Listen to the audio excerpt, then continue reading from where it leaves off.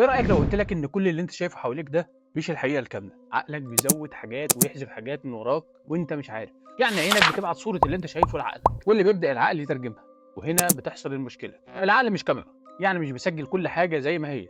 لا، يعني بيعدل ويزود ويحذف كمان حاجات علشان الصورة بالنسبة لك تطلع مفهومة. وده بقى السبب اللي بيخلي ناس تشوف نفس الحاجة بلون مختلف او شكل مختلف. يعني مثلا في صورة شهيرة فيها نقطتين بنفس درجة اللون، وفي ناس شافتها بلون وناس تانية شافتها بلون تاني. العقل حرفيا بيزود حاجات من عنده علشان الصورة بالنسبة له تكون منطقية ومفهومة. وكمان في وقت معين عقلك بيغمى عليه وانت مش واخد بالك. يعني لو انت مركز في حاجة معينة ممكن تفوت حاجات واضحة حواليك جدا، زي بالظبط لما حد يناديك وانت ماسك الموبايل وما تاخدش بالك منه وكمان ما تسمعوش. وده بقى مش تجاهل خالص، ده عقلك هو اللي قرر يمسح الصوت من المعادلة تماما. وده علشان يديك طاقة التركيز الكاملة في الحاجة اللي بتعملها. عقلك هو اللي بيظبط الصورة على مزاجه.